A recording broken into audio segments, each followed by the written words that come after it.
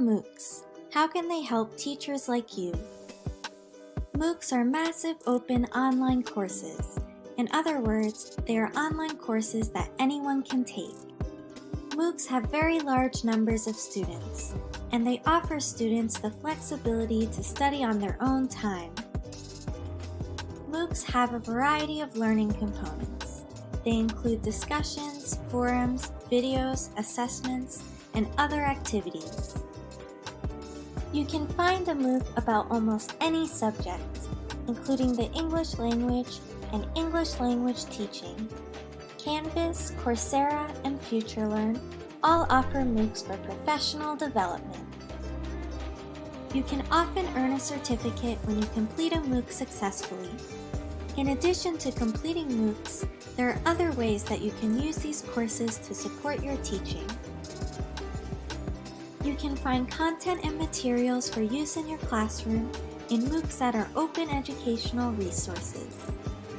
You might also ask your students to complete parts of a MOOC in class or at home to support their learning. There are various ways that teachers can use MOOCs successfully. Tell us your thoughts about MOOCs. Do you plan to use them in the future? How?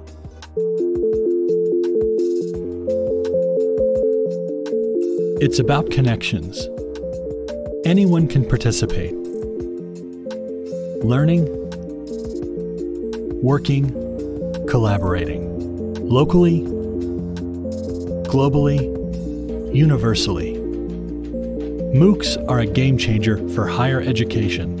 The large-scale availability, the low cost to students, the questions raised around credentialing, and the analytics MOOCs provide all create a momentum to new pathways for education. MOOCs may not be the end game, but they've certainly gotten a lot of us in the game. The MOOC is just an indicator of how important it is for people to connect with each other as part of their learning experience. And what I hope it's doing also is validating informal learning and changing what we think lifelong learning is about. If we think about, the internet, Web 2.0, content sharing, blogging, what is that? What have all those innovations have done? They've brought people together. I think the common theme behind MOOCs is really connectedness. And what we think we're seeing is that we're in the connected age, not the information age. It's not just about getting information. It's about how you connect the dots, how you connect people, how you connect different types of information. When you look at MOOCs, it's something which assumes the web for a start. They're predicated on that kind of organic, networked sociability. They assume huge scale, and that's their strength. We have to remember that most of the people who take MOOCs are not enrolled college students. Sometimes it's for work. A lot of people are taking MOOCs for personal enrichment. I think one of the great possibilities for connected learning and MOOCs is to connect the workplace, higher education, and lifelong learning. What if universities start creating perpetual degrees? So you come to Penn State, you get a bachelor's degree, but then every few years you get kind of a refresher MOOC that you're invited into that says, here's the new things in your field, and then you're kept up to date as kind of an ongoing professional development. MOOCs are doing more than providing an opportunity to learn. They're bringing attention to the cost of higher education by upending the notion of the traditional university registration.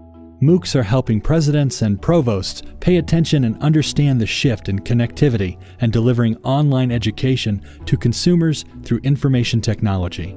They are creating new business models for higher education, and they are providing information about how we learn through the use of analytics. Another important point about the connected age is analytics. When things are connected, when they're digital, you can collect information. And if you are collecting data, because things are connected, you can develop dashboards that tell instructors where their students are with a granularity we've not had before. Beyond the hype of MOOCs is a peek into the connected age. In the connected age, IT is not just a delivery channel. It's a way to change the learning experience and an enabler of new lifelong learning models. If you think about the connected age, it's really about creating pathways, not just isolated experiences or courses. or gateways that let people in or keep people out. It's about creating a pathway to lifelong learning.